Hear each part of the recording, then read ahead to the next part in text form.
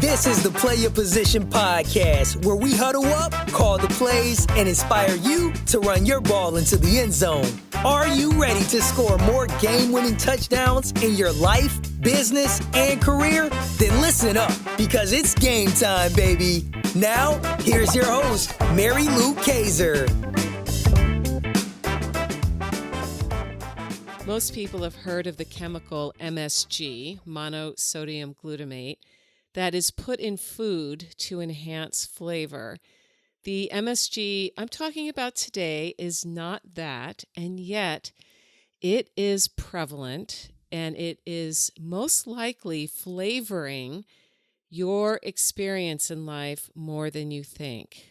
The MSG I'm talking about today stands for Money, Sex, God, and the interesting thing about it is it's one of the most potent forces in everyone's life, and yet there are so many taboos surrounding all three of those words. Because March's theme here at PYP is money, I'm going to focus only on the M part of that acronym. But don't be fooled, sex and God are closely intertwined with money and the way we operate day in and day out. I'll look at those two other forces in a future episode, but for today's episode, I wanted to do a little experiment. So I went to my private library and I pulled down 3 books about money off my bookshelf. Here are the titles of those books. You Are a Badass at Making Money, Master the Mindset of Wealth by Jen Sincero. It's Not Your Money, How to Live Fully from Divine Abundance by Tosha Silver. And Profit First, A Simple System to Transform Any Business from a Cash-Eating Monster to a Money-Making Machine by Mike Michalowicz. Now, why did I pick these 3 books? I was curious to see what themes, besides the obvious one of money, holds books like these together, and how those themes, if they exist, impact the way we experience life and play our positions. One theme that jumped out to me almost immediately is money in and of itself is not the problem. The problem so many people have with money can be found in the way the financial system and methods for earning money are set up. But if I'm being honest, even that's not fair to blame the system as much as we'd like to, because, it's easy to blame the system, right? It's their fault. It's because the system isn't allowing me to fill in the blank. But seriously, at the end of the day, we are each 100% responsible for our life, how we feel, what we experience. And yes, some people on the outside may seem to have more advantages than others, but the fact remains that the greatest power that we humans possess is the power to choose. And when it comes to money, using that power effectively can mean the difference between prosperity and poverty. I read Profit First for the first time about 3 years ago. I actually interviewed Mike Michalowicz's business partner, Ron Saharian, here on PYP back in 2018. I think that was episode 158.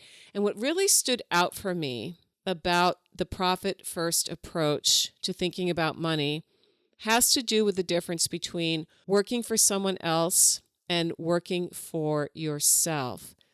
Now, I was raised to become an employee, and for the first part of my career, I was just that. I worked for the public school system here in the state of Oregon, and then I worked for a private nonprofit college, and both of those institutions controlled my time, what I was hired to do, and how much money I earned each month.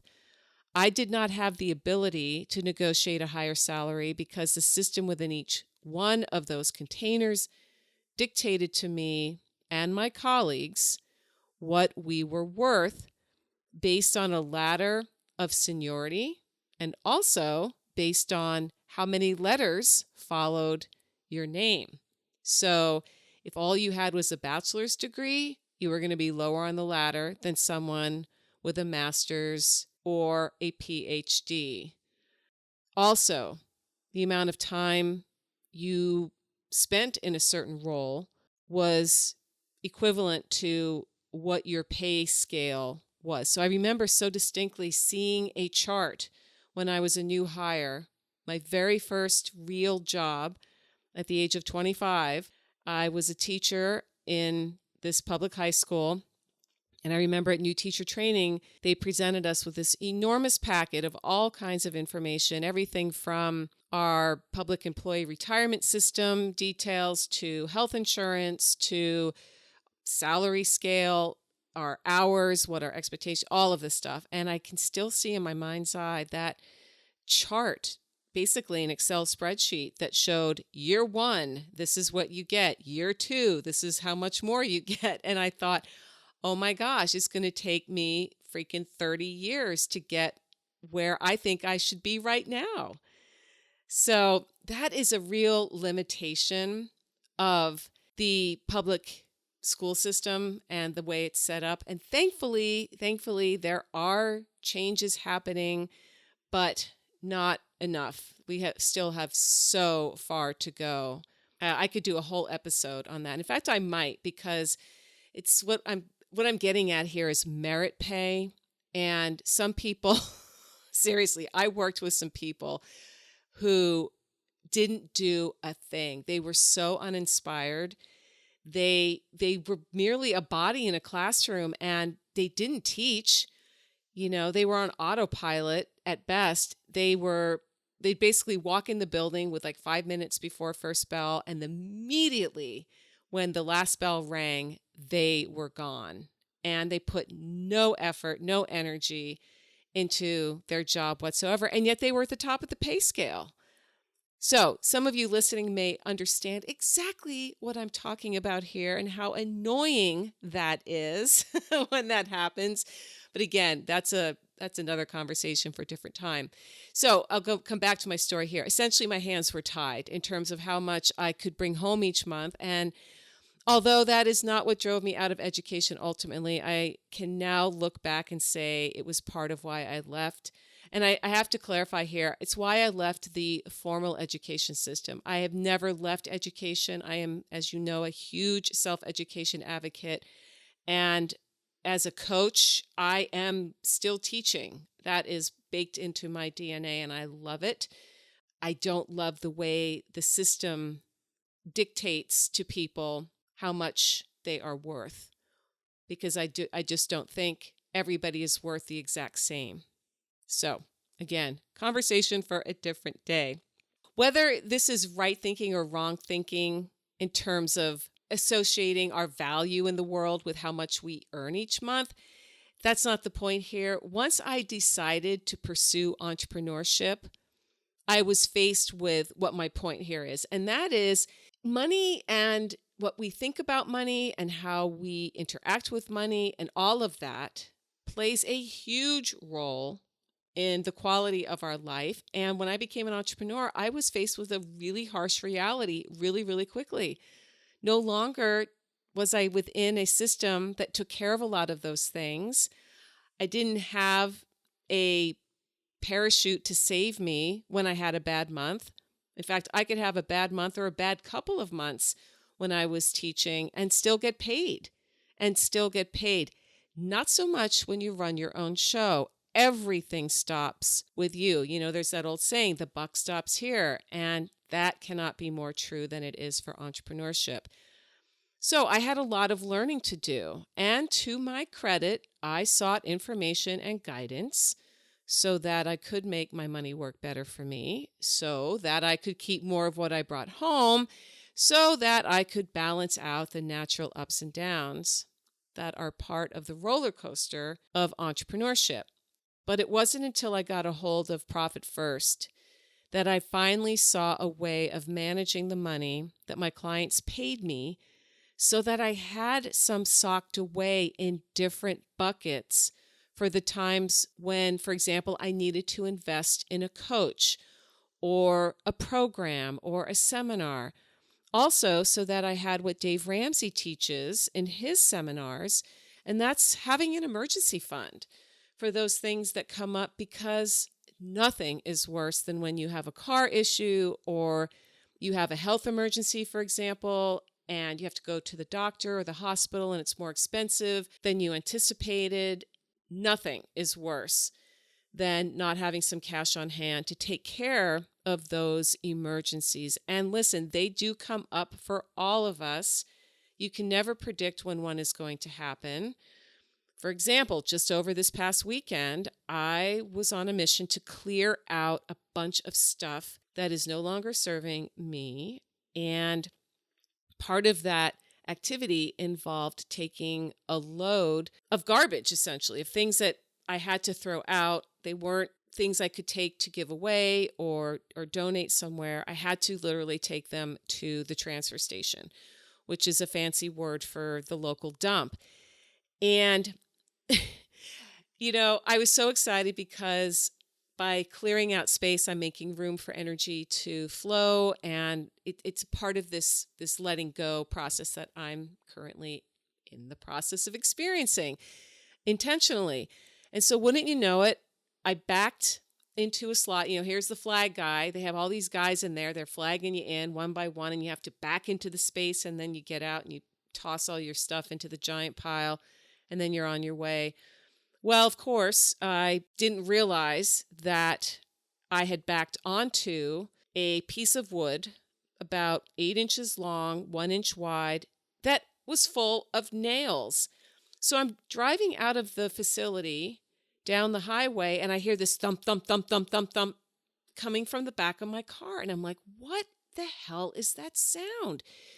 So, of course, I was concerned. I pulled over to the side of the road, got out, looked underneath the car. I thought maybe a cardboard box or something had, gotten stuck under there. But I didn't recall hitting anything when I was in the transfer station. And then I saw it on the driver's side rear tire. Sure enough, there was that little piece of wood with a nail in it that was stuck inside, punctured the tire, but it was stuck in there. And I thought, I can't drive with that thing. It's going to damage my wheel well. So I had to yank that thing out. And let me tell you, that was not easy. It was wedged in there. And that nail was pretty long. And so as soon as I pulled it out, I heard the hissing sound, and I realized I probably won't make it home. I'm going to need to find a tire place. And long story short, thankfully there was one within half a mile. I pulled in, walked inside, told them what had happened. They said it would be probably about 45 minutes. They would patch it. It would be good as new. And $21 later, plus an hour of my time, I was off and running. So my point here is $21 is not that much money. I understand that. However, in another part of my life, that $21 would have been extremely stressful for me, let alone losing an hour of my time, having to sit there. Of course, I made use of it. I went through emails and deleted it. I mean, I didn't just sit there and twiddle my thumbs, but because I learned how to think about my money as an entrepreneur through what Mike teaches in Profit First, I have gotten into the habit of socking away chunks of money for different needs. And so when something like puncturing a tire because you're doing something good for yourself, that's the irony. I was doing something really good for myself, and I ended up getting not a flat tire, but puncturing a tire. I wasn't stressed out. I thought, yeah, it's no big deal. I can handle this. It's not going to make or break me. Not stressing out about money in this scenario, really in any scenario, is a great feeling. And again, because I work on projects mostly, some of you listening who are entrepreneurs, you know that this business can be feast or famine. There's times when you can't stop the rain. The money is just flowing, and you wonder, why is so much? Well, if you've been without for a while, if you've had a famine for a while, our natural instinct as humans is we want to just go blow all that money, right? We want to go make up for all that lost time. We want to catch up, obviously, on bills, or we want to go buy ourselves some new equipment. We want to invest that money into self-education or a better phone, or we need new clothes, or whatever it is. You want to treat yourself, right? And when all that money is just sitting there in your bank account in one account, it is so easy for that money to start to dwindle. So Profit First teaches the mindset of how to divvy up those lumps of money that you get so that when the lean times come, and they do come when you're an entrepreneur, you've got a little bit of backup and a little bit of cushion to save you from the stress. All right. So that's book number 1. Now, what does this book have in common with the other 2? Again, it boils down to mindset. It's how do you think about your money? How do you think about yourself as a person who needs money to live and has to make decisions about money? The MSG, the M in MSG, money is always running in the background of our lives. More often than not, it's also in the foreground of our lives. And so what Jen Sincero did in her book is she put a humorous spin on this trend that has been popular here in the States anyway for the last 30 or so years.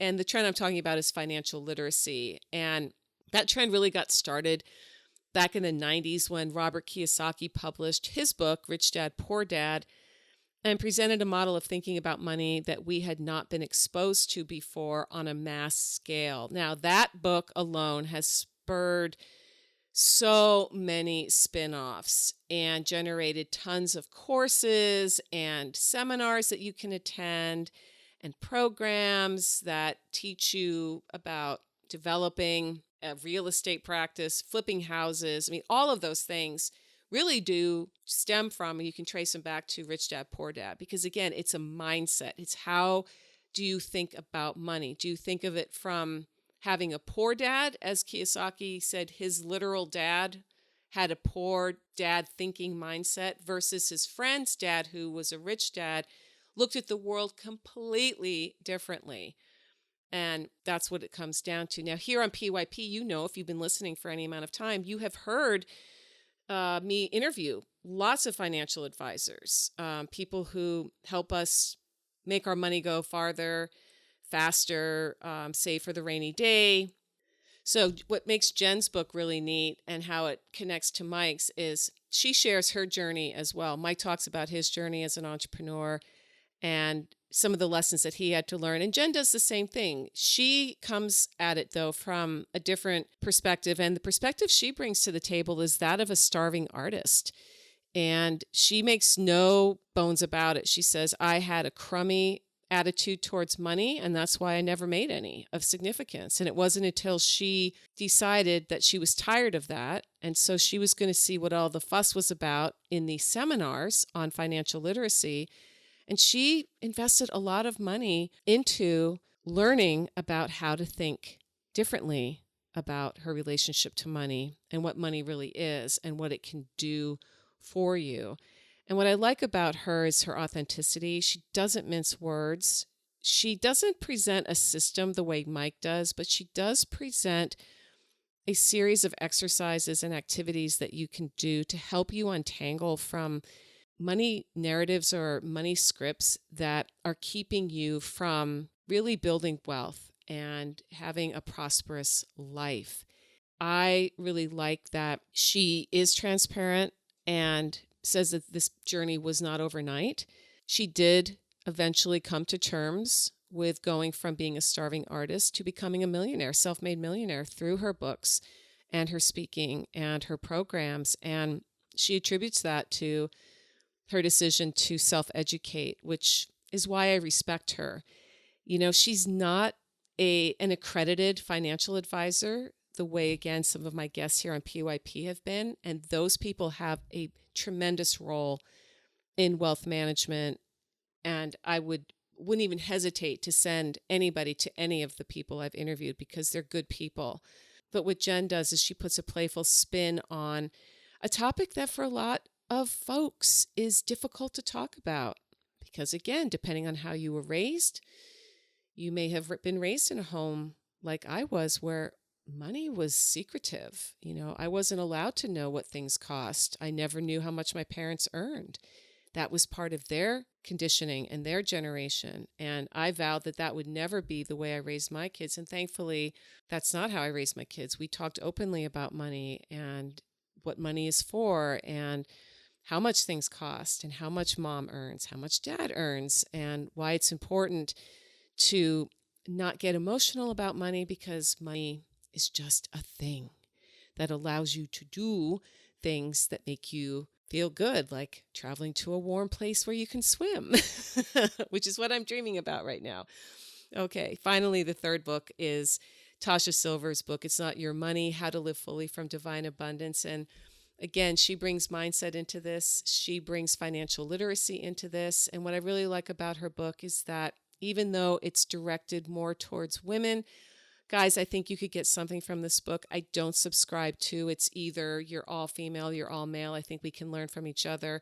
However, she does tend to go into the more feminine kinds of stories and talk.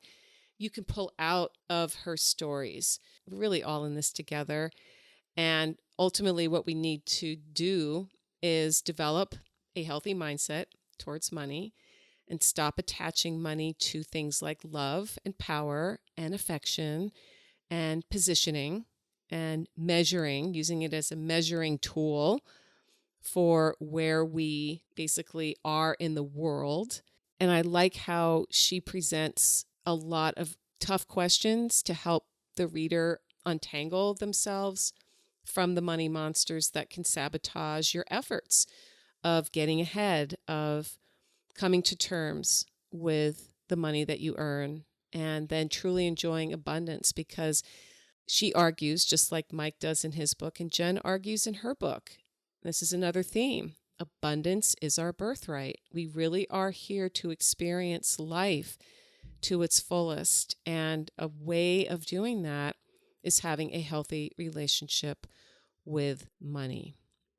So, to wrap things up today, the theme of money for March is such an interesting one.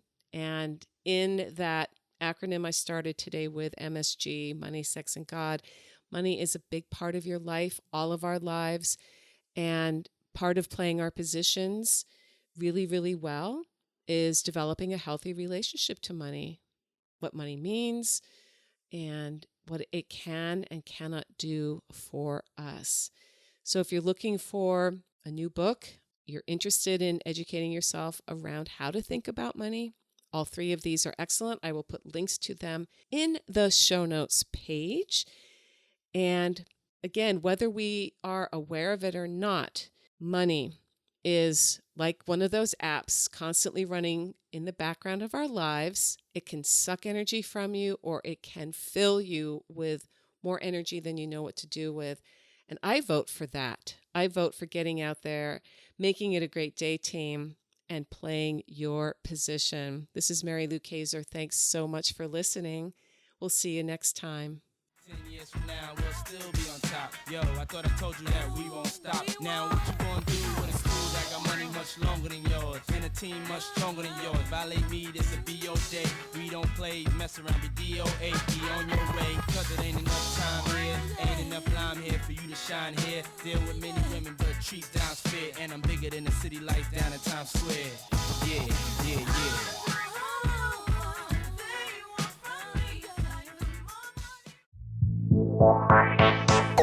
Got a great key offensive strategy you like to share? Write to us at coach@pyppodcast.com or on Twitter, use #PYP and let us know how you're running your ball into the end zone for those game-winning touchdowns.